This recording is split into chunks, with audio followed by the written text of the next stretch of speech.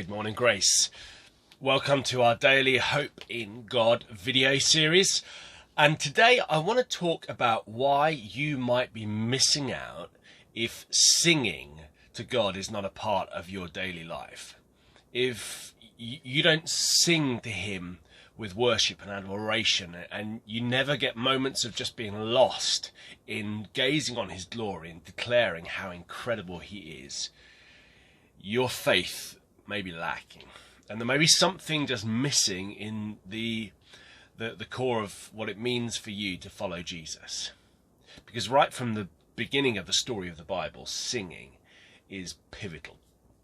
And to illustrate that, a lot of you have been following our CBR, our Community Bible Reading Journal series, and over the last couple of weeks you have been trudging through the book of 1 Chronicles, which in some chapters has been hard going because you've been reading through lists of names, and at the end of it wondering, how is this doing my soul good? I read the Bible to meet with my God.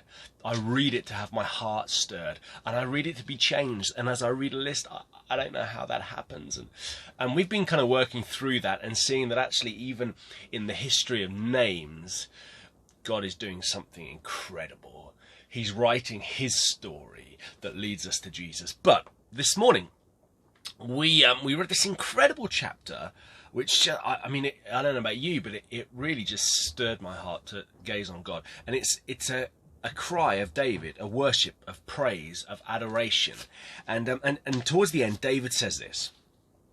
He tells Israel, this is what you're to cry out. Israel, say this to God. Mean it. Say this. Save us, O God, our Saviour.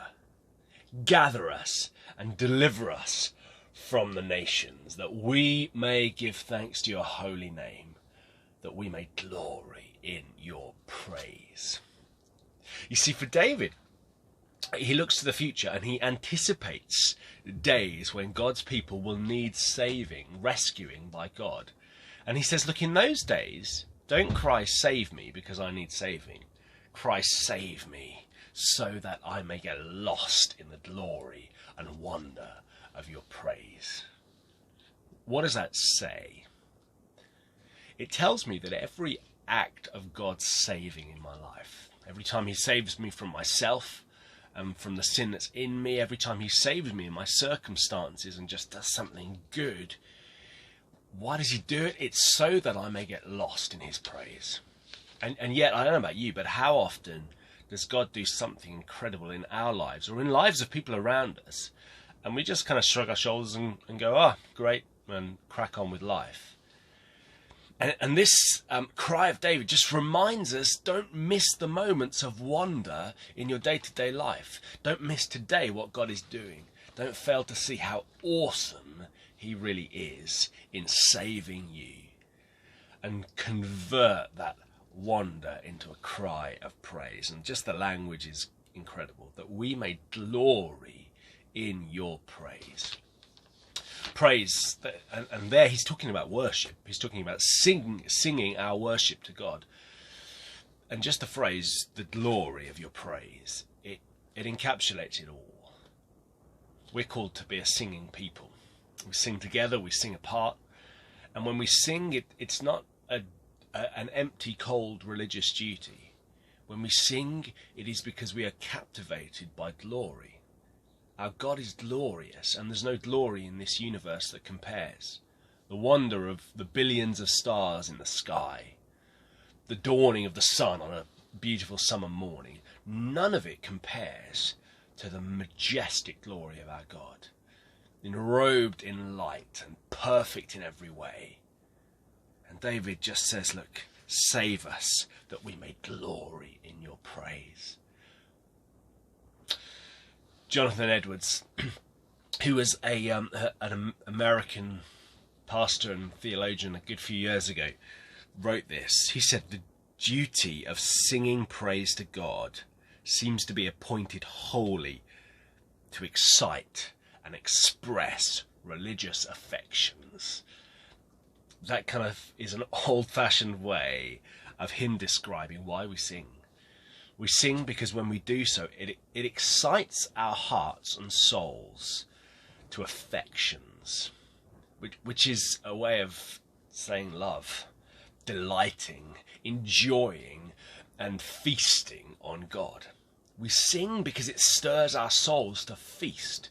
We sing because it stirs our eyes to gaze. We sing because it stirs our minds to focus and fixate on the glory of God. And it's a great way of expressing something that maybe we find hard to express as well.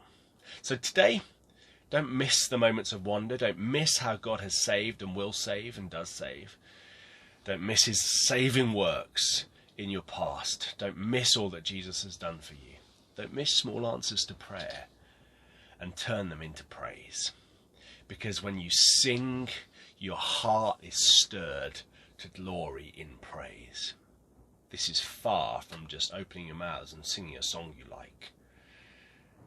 This is a heart captivated by the glory of God, finding a way of expressing it that is bigger than words, and it's bigger than writing a poem, and it's bigger than anything you could say to someone. There's something in the music and the song and the words coming together that stirs our hearts and our minds to glory in his praise. So today, God bless you. May you find moments in this day to sing. And maybe to you this is a terrifying idea. What if someone hears you? Maybe you've got a dreadful voice. Maybe you're tone deaf. Do you know, it doesn't matter. It doesn't matter at all.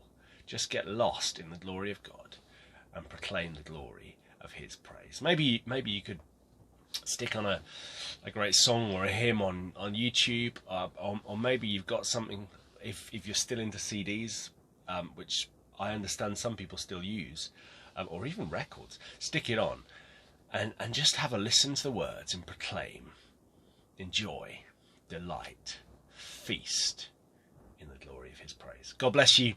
We'll see you really soon. Take care and stay tuned. We've got more coming up this week.